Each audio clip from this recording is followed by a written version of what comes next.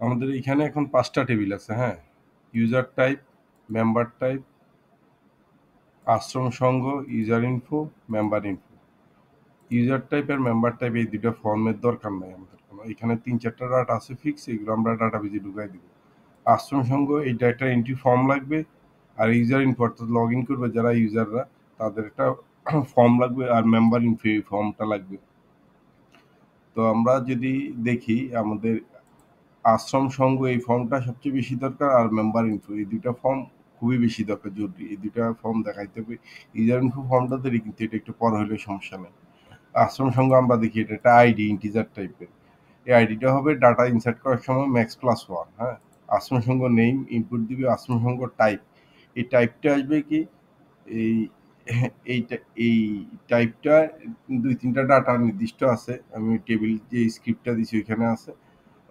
২টা টাইপে হয়, আশ্রম অথবা সংঘ। তো এই ২টার একটা হবে, এখানে ডাটা এন্ট্রি দিবে, ড্রপ ডাউন বক্সে ২টাই অপশন থাকবে, ২টা যেকোনো একটা চুজ করবে। এরপর অ্যাড্রেসটা দিবে, contact person, phone, entry by entry date. Entry বাইটা হচ্ছে ইউজার ইনফো, কোন ইউজার এন্ট্রি দিতেছে, আর এন্ট্রি ডেটটা হচ্ছে সিস্টেম ডেট, এটা ব্যাকএন্ডের থেকে ডেটটা পড়বে। আর আপডেট বাই যদি কখনো আপডেট করে, আপডেট বাই আপডেট ডেটটা যখন, যদি আপডেট ডেটটা যেটা থাকে ওইটা। আর পিসিআইডি মানে কোন পিসি থেকে এন্ট্রি দিচ্ছে বা কোন মোবাইল থেকে এন্ট্রি দিচ্ছে ওইটা থাকবে, হ্যাঁ? আর ইউজার ইনফোতে যেটা ইউজার আইডি, এটা হচ্ছে ইমেল টাইপ হবে। ইউজার নেম, নেমটা যেটা দিবে ওই নামটা হবে। আর আশ্রম সংঘ আইডি, এই আশ্রম সংঘ আইডিটা এখানে একটা ড্রপ ডাউন বক্স হবে, এটা আসবে এই আশ্রম সংঘ থেকে। এই আশ্রম সংঘের যে নামটা দেখাবে এখানে ব্যাকএন্ড আইডিটা পড়বে, এটা একটা ড্রপ ডাউন লিস্ট থেকে আসবে। ইউজার টাইপ, এই টাইপটা আসবে কি, এই ইউজার টাইপে যে ডাটা আছে ড্রপ ডাউন লিস্টে এখানেই থাকবে, এই টাইপটা আসবে। আর পাসওয়ার্ড কি থাকবে, অ্যাক্টিভ স্ট্যাটাস ডিফল্ট 1 থাকবে। আর যখন ইনএক্টিভ করে দিবে তখন 0 হয়ে যাবে। এন্ট্রি বাই এন্ট্রি ডেট, কোন ইউজার এন্ট্রি দিতেছে, কোন এন্ট্রি ডেট কবে, এটা হচ্ছে সিস্টেম থেকে ডিফল্ট ডেট করবে। আপডেট যখন করবে আপডেট, আর পিসিআই এটা হচ্ছে কোন পিসি বা মোবাইল থেকে দিতেছে তার ম্যাক অ্যাড্রেস, এটা পড়বে। আর নোট কোনো কিছু থাকলে দিবে। এরপর আসি মেম্বার ইনফো, এই ফর্মটাতে কি মেম্বার আইডি, এই আইডিটা হচ্ছে max+1 হিসেবে কাউন্ট করবে।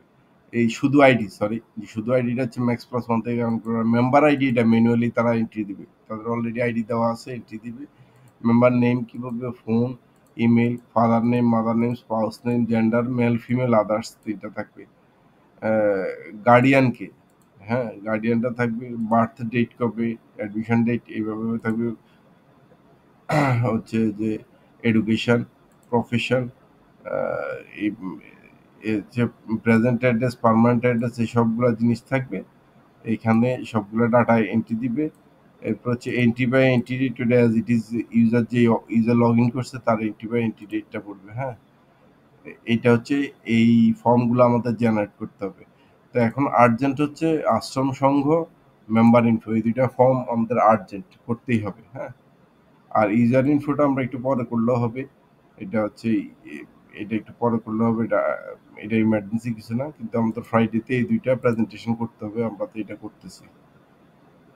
ওকে, কারো কোনো কনফিউশন থাকলে আমাকে লিঙ্ক দিবেন যখন কোনো কনফিউশন পাবেন।